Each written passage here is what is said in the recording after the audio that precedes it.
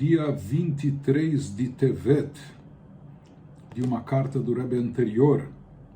Apenas com suspiros não seremos salvos. O suspiro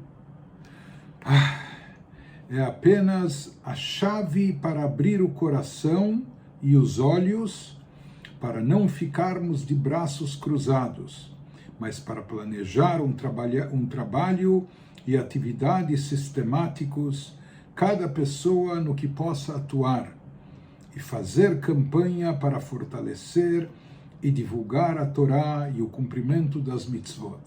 Há quem consiga fazer isso através da sua escrita, outros através de sua oratória e outros com seu dinheiro. Esse é o trecho de uma carta do Rebbe anterior, selecionado pelo nosso Rebbe para o Hayom Yom do dia de hoje.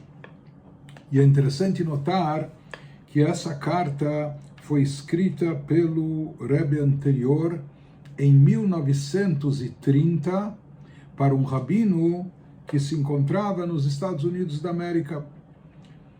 O Rebbe anterior se radicou nos Estados Unidos, chegou para se estabelecer nos Estados Unidos apenas em 1940.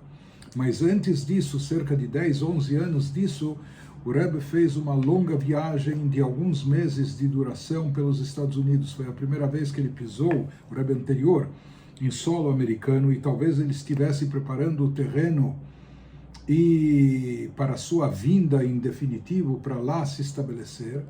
Mas no início do século XX, naqueles anos 1930, em termos de judaísmo, em termos de prática religiosa, pode-se dizer que os Estados Unidos era um verdadeiro deserto. E devastado,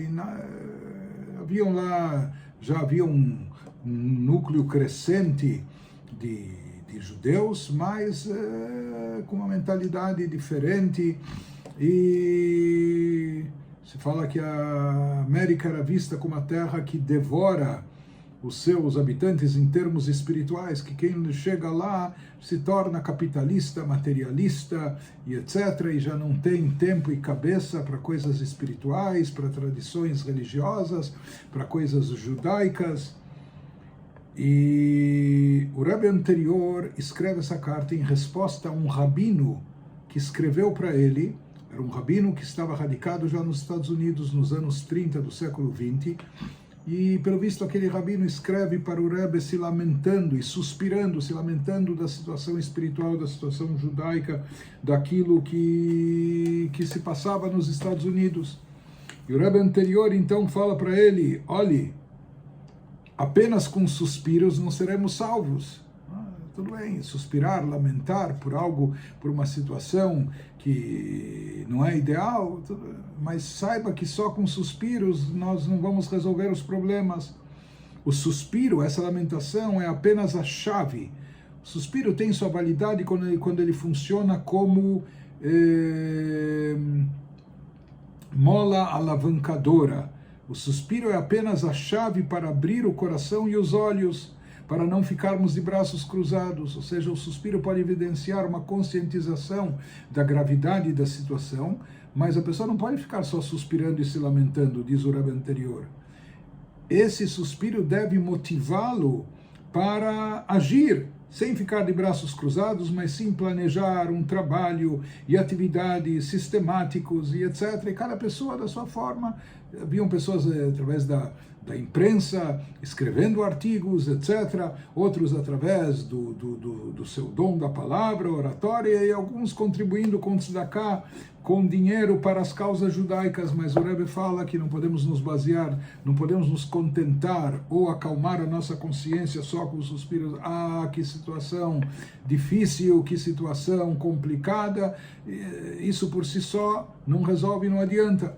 Isso só é válido quando é uma porta de entrada para motivar a pessoa e levar ela à ação prática, uma ação planejada no intuito de resolver a situação, resolver os problemas.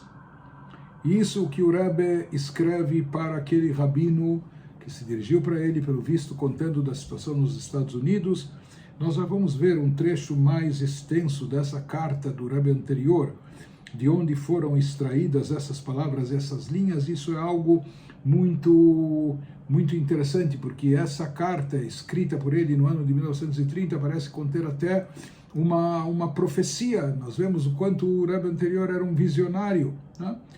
Mas esse provérbio, esse dito aqui no Ayom Yom, se refere a qualquer situação difícil que a gente esteja enfrentando na vida, ou situações que não são ideais, mas a pessoa não deve ficar só suspirando num conformismo e resignada e lamentando, bom, é uma pena que é assim. Não. O suspiro deve motivar a pessoa a agir, no sentido de mudar a situação, de fazer alguma coisa para melhorar a situação. Então, aqui ele nos diz que cada um, quando se depara com uma situação que não é ideal, é da sua obrigação, compete à pessoa fazer algo no sentido de melhorar aquilo. Alguns, como nós falamos, se contentam só com suspiros e lamentações, na saudade e nostalgia de como era ou como poderia ser ou deveria ser, etc. Mas o Rebbe fala que absolutamente isso não é suficiente. E essa carta que o Rebbe anterior escreveu para esse rabino é uma carta mais extensa, mas apenas lendo um trecho que não está aqui no Ayom Yom, mas que na carta original segue na sequência do que consta do que acabamos de ler. O Rebbe anterior escreve para esse rabino depois que ele próprio já havia passado aqueles meses visitando os Estados Unidos. E o Rebbe diz para ele o seguinte: durante o período que eu passei nessa terra, nesse país, eu percebi que toda laquel, otzar balum verechush gadol nimtza bemerchave medina azu, que há grandes tesouros ocultos nessa terra. E o Rebbe aqui não estava se referindo a descobrir a América e fazer fortunas ou dinheiro, etc. Não, ele estava falando de tesouros espirituais. Por mais que não havia religiosidade, as pessoas estavam distantes das tradições, etc. Mas o Rebbe escreve para aquele rabino: Nifgashti mavrechim vetzeirim rabim. Eu me encontrei com vários jovens adultos, Shenoldu, que nasceram já nos Estados Unidos, e pela educação, ou falta de educação e formação judaica que receberam, eles estão distantes de conhecimento da Torá. E